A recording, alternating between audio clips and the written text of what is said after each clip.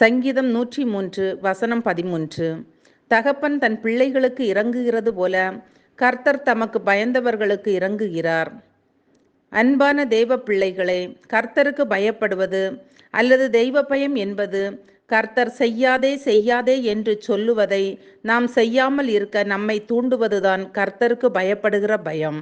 அதை எளிய முறையில் இன்னும் சொல்ல வேண்டும் என்றால், கர்த்தரை வேதனைப்படுத்த பயப்படுவது மற்றும் மனிதர்களை வேதனைப்படுத்த பயப்படுவது மற்றும் தீமை செய்ய பயப்படுவது, இதுதான் நாம் அவருக்கு பயப்படுகிற பயம்.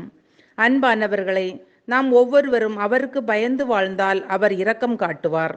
உதாரணமாக, ஆபிரகாம் தேவனுக்கு பயந்து வாழ்ந்ததின் நிமித்தம் அவர் முதிர்வயதாய் இருந்த போதிலும் தேவன் ஆபிரகாமுக்கு இரக்கம் காட்டி குழந்தையை கொடுத்தார். நோவா கர்த்தருக்கு பயந்து வாழ்ந்தார். நோவாவையும் அவர் குடும்பத்தையும் பேழைக்குள் வைத்து பாதுகாத்தார். அதேபோல் யோசேப்பு கர்த்தருக்கு பயந்து வாழ்ந்தார். கர்த்தர் யோசேப்புக்கு இரக்கம் காட்டி அவரை எகிப்தின் அதிபதியாக உயர்த்தினார். இதேபோல் நாமும் கர்த்தருக்கு பயந்து வாழ்ந்தால் அவருடைய இரக்கம் நமக்கும் நம் சந்ததிகளுக்கும் கிடைக்கும்.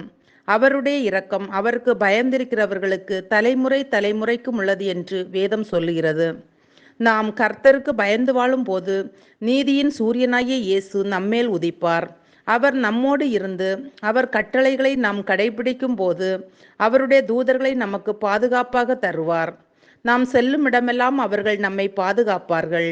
ஆகையால் நாம் ஒவ்வொரு நாளும் அவருக்கு பயந்து நடந்து நம் பிள்ளைகளுக்கும் அதை கற்றுக் கொடுத்து அவரிடத்தில் இரக்கம் பெறுவோம். ஜெபிப்போம். அன்பின் பரலோக பிதாவே, இந்த நாளுக்காகவும் இந்த சத்தத்தை கேட்கிற ஒவ்வொருவருக்காகவும் உமக்கு நன்றி அப்பா. தகப்பன் தன் பிள்ளைகளுக்கு இறங்குகிறது போல உமக்கு பயந்தவர்களுக்கு இரக்கம் காட்டுவேன் என்று சொன்னீரே. நாங்கள் ஒவ்வொருவரும் உமக்கு பயந்து சித்தத்தின்படி வாழ எங்களையும் எங்கள் குடும்பங்களையும் கரத்தில் அர்ப்பணிக்கிறோம். இயேசுவின் நாமத்தில் பிதாவே, ஆமீன்.